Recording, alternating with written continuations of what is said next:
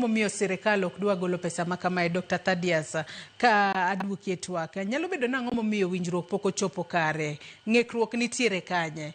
Kata bedo ni kinde mathoth iwacho ni dhok ma sirikal winjo en mana ng'anyo. Ma ji koko ng'anyo to sirikal ok nyal chopo dwaro maru. Nyalo bedo ni pesa ni nitie to sirikal ok dwa gole, koso ang'o matimore? Erokamano. Kaka piny mar Kenya sani obet gi kaka uchumi mar Kenya sani chalo. Kenya nitie gi tuoche matuoye. Achiel kuomgi en gowi. Koro yudo ka sirikal saka ochoko pesa tichulo go gowi. Saka ochoko pesa tichulo go gowi. To en choko pesa gi chulo gowi ma wi wil gi miyo nyithindi ang'owa, miyo nyithindi chiemo. Koro kama koro chandruok wuoke en gima kisungu bro wacho ni prioritization. Ok idiang' bed ni chulo gowi to wi wil gi nyithindi kapok chiemo. To kata ka en chulo gowi no, kineno ka gowi oberi ndasi, dong' imanye kumoro midhi imanye tich mar ariyo ma biro medi pesa moro ma koro inyalo chulo gowi to nyithindi bende chiemo. Koro wadwaro ni mondo sirikal ong'e kao migawo mar puonjruok. Migawo mar puonjruok emomiyo Kenya ochopo kama ochope sani. Migawo mar puonjruok kinego tinego piny.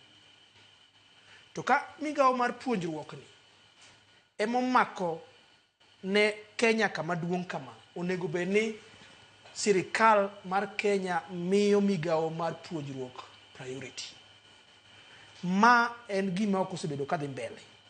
Iyudo ka pesa monego bed ni miyo mbalariany mondo mbalariany otim go gik monego bed ni otimo ok migi. To komigi to leo. Ineno ka pesa monego bed ni chulo go jopuonje mag mbalariany mondo ka gimed puonjo jo Kenya moko ma kiny chak kao uchumi mar Kenya tero mbele ok gimigi. Koro iyudo ka prioritization mar sirikandwa is not right, and that is where the problem is. So that is the first problem. The second problem, the economics mwana uludulu.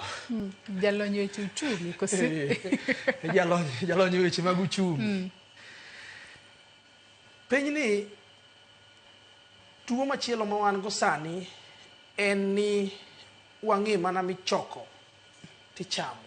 To wakia kaka wanyalo loko tax system wa mondo bed self-reliant.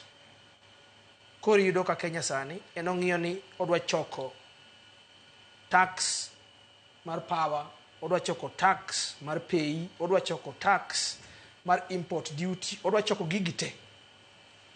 To seche mika ichoko gigi te to kiketo environment manyalo generate more tax to the people, it becomes impossible to meet your needs. So there is a need for a restructure of the Kenyan taxation system and take advantage of the youth bulge or vijende matindo mawango mang'eny mosedhi sikul mariek. Yud kaka koro sirikal loso negi tije ma ginyalo timo to gichulo ang'owa, gichulo usuru mondo sirikal oyud pesa mang'eny mondo ochulgo gopege. To kapok wachopo kanyo, migawo mar puonjruok nyaka mi top priority. Migawo mar puonjruok nyaka mi pesa monego bed ni miye. Migawo mar puonjruok ok en migawo ma ng'ato wuondo ni abiro chuli kae to ok ochul. Mano wachalo joma kawo tol to derego as a nation. Tiwacho kanyo makare ahinya ni ng'anyo makamae kaluwore kod deko